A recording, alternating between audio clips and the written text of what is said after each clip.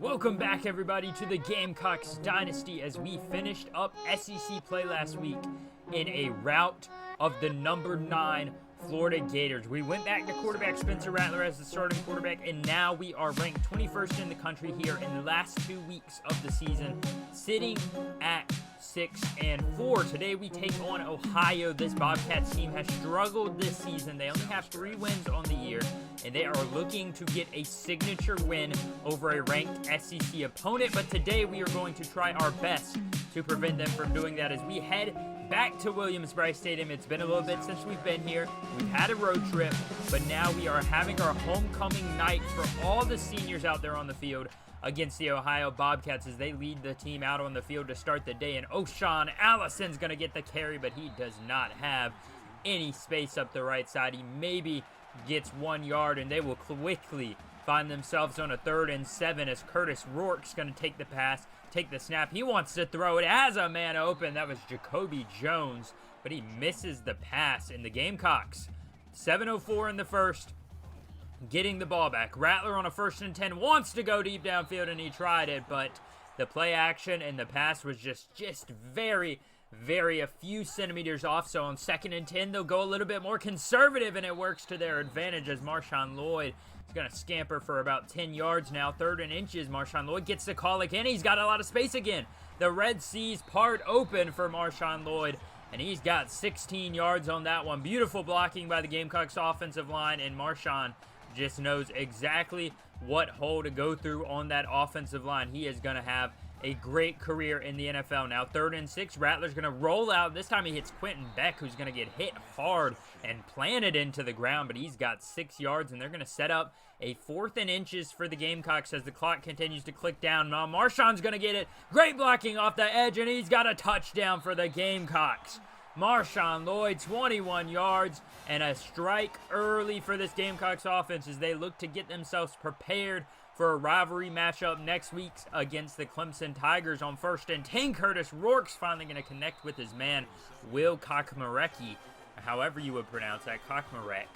And 3rd and 7 now for the Bobcats as they have struggled to get going in this first. Rourke's going to fire to Jones on the outside, who muscles his way for a 1st down. Nick Emenawari in coverage, but he was just a few seconds too late now. 2nd and 6 now. Curtis Rourke's going to go to cross on the jet sweep, and he does all that running, and he's only got 1 yard for Miles Cross there. 3rd and 6 now. Curtis Rourke takes the snap, wants to throw, fires, and just not near anybody. Once again, his favorite target, Jacoby Jones, misses him wide open. So 2nd and 10, Marshawn Lloyd's going to take the jet sweep on the carry, and he's got a 1st down and then some. Excuse me, not the jet sweep, the halfback sweep. That would be a 12-yard gain for my man Marshawn. 2nd and 2 now, Rattler out of the shotgun. He wants to throw on the curl right. He's got Wells, who breaks into the open field, out to the 10, to the 5, touchdown. Antoine Wells, or as we all know and love him, Juice Wells, with a big catch and run on the curl route. He just does a nice slow spin move around the defender, trips him up, and he is off to the races. The safety had no chance to catch him after that one. And the Gamecocks looking to dominate today, up 14-0 in the first quarter alone. Curtis Rourke trying to break the pressure on that defense, but he is not going to get anything on the O'Shawn Allison counter. Now 3rd and 7. Rourke wants to go to the air.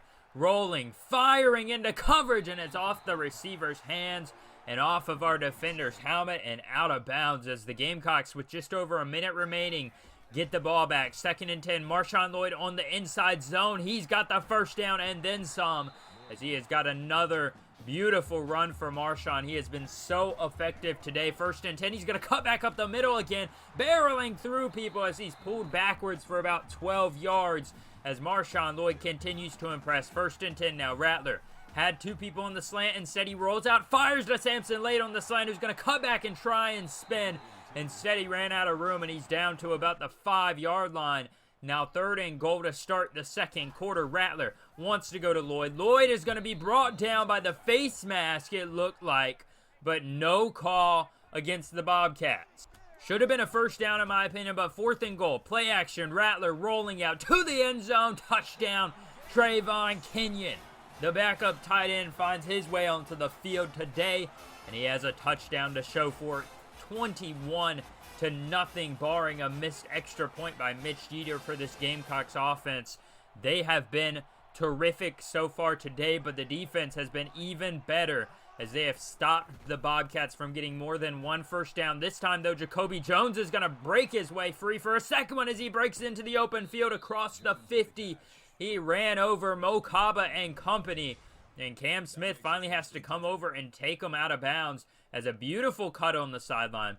Look at the catch. Makes a nice move upfield. Hits Marcellus Dial. Hits Anthony Rose. Mo Kaba can't catch him, and Cam Smith finally is able to push him out of bounds.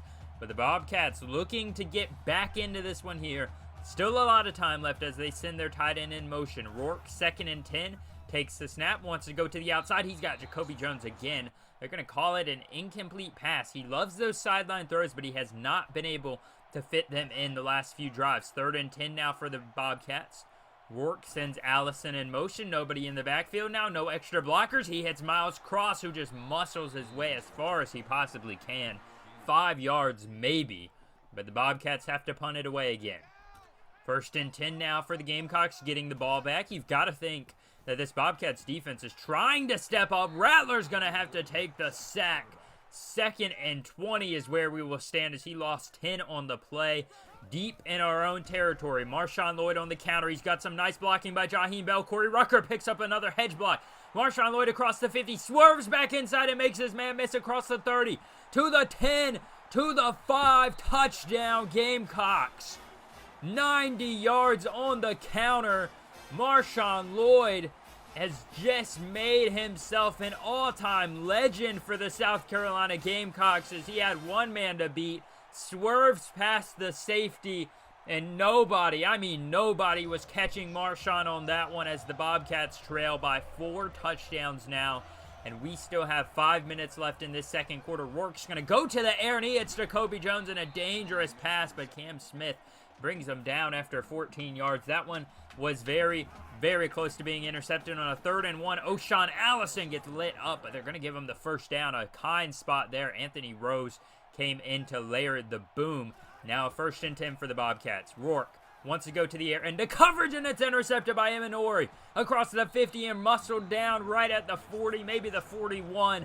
Curtis Rourke, 5 of 12 to start the day, 61 yards, and now an interception for this Bobcats offense as Nick Eminori has been magnificent in coverage this year, something that I was not expecting from him. The Gamecocks pick up on a 1st and 10 right around the 40-yard line. They're going to go jet sweep by Landon Sampson. He bounces off a one-man. Oh, my goodness. Open field across the 30 to the 20.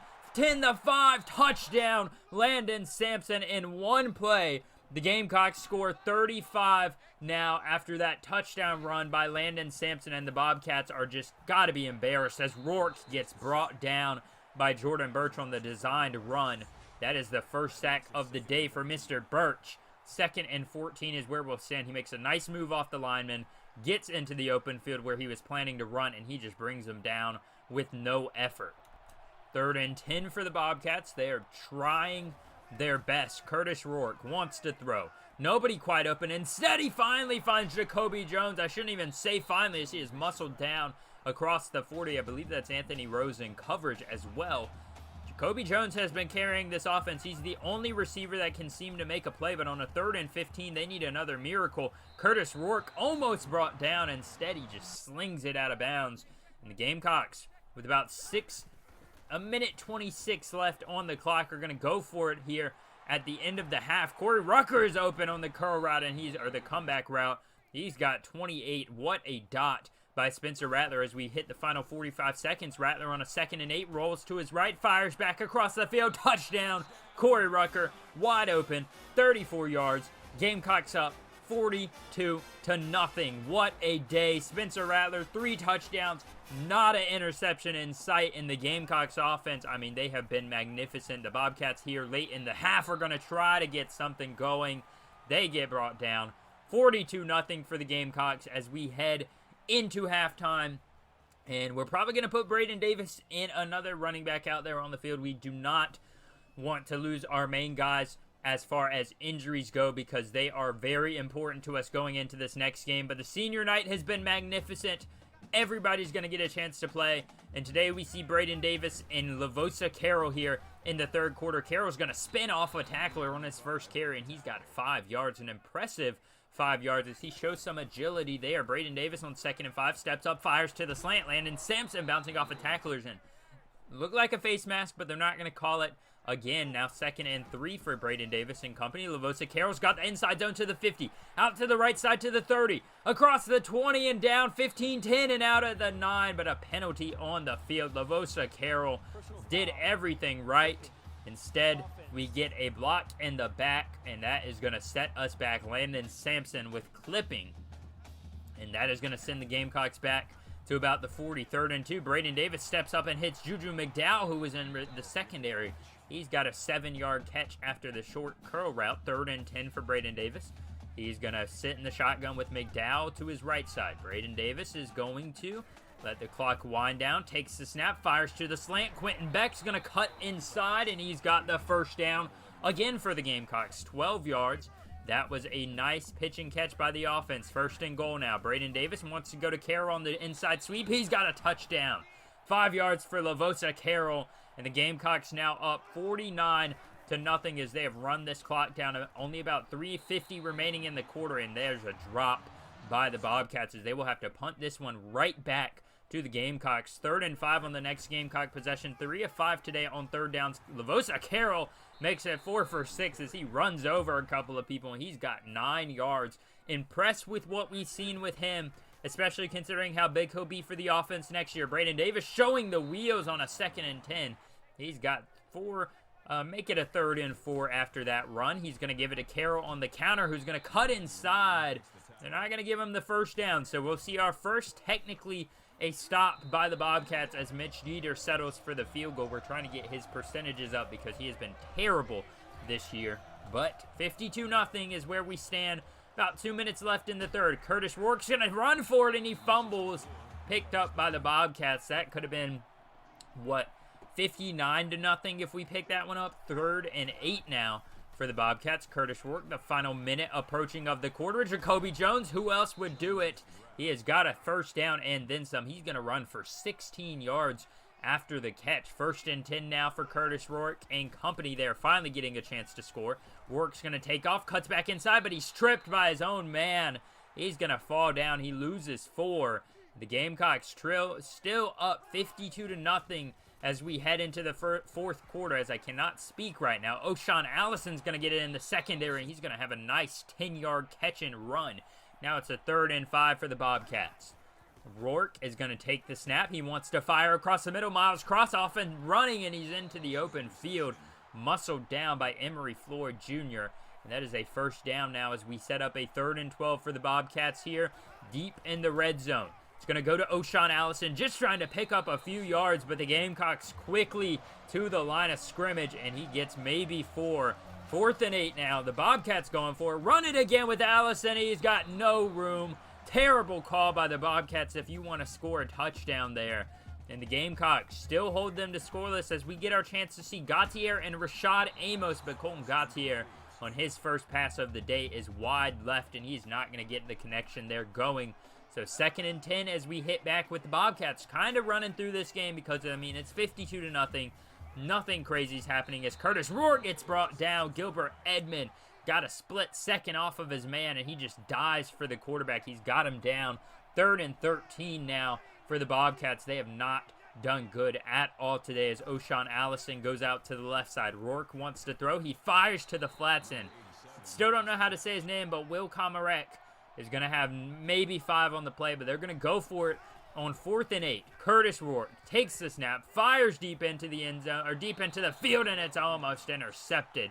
Emery Floyd Jr. with the deflection, his first of the day. And now Gautier is going to take it on the option. He fumbles. Rashad Amos can't pick it up, and the Bobcats get their first takeaway of the day coming off of a botched option play by Colton Gautier. And the Gamecocks, you've got to shore that up going into next season because you've got to remember we have no Rattler. We have no Doty next year.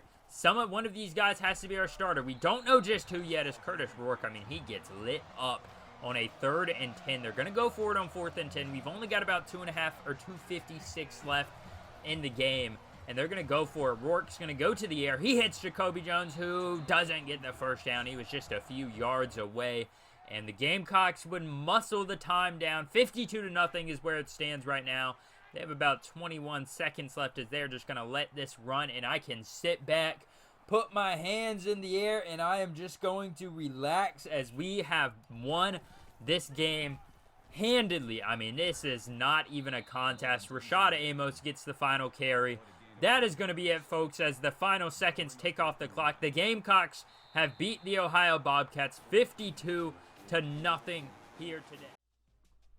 Considering how we've played some teams like Ohio this season, I expected a tough matchup, but they didn't stand a chance. They're 3-8 on the year. They were 3-7 coming into the game, and I was a little scared, I'm not going to lie, but the Gamecocks went out there and they took care of business. I mean, it was not a contest. Total offensive yards, we doubled them. I mean, almost over-doubled them. Rushing yards, we had 322 compared to their 43. Passing yards, we didn't have much more. We had 175 passing yards compared to their 169. We were 50% on third downs. They were 35%. They were 0 for 3 on fourth downs. We were 2 for 2. Every facet of the game, we beat them. Turnovers is the only one we tied in, and that's just because of the late fumble by Colton Gautier. Total yards, they had 212. We had 558. I mean, come on now.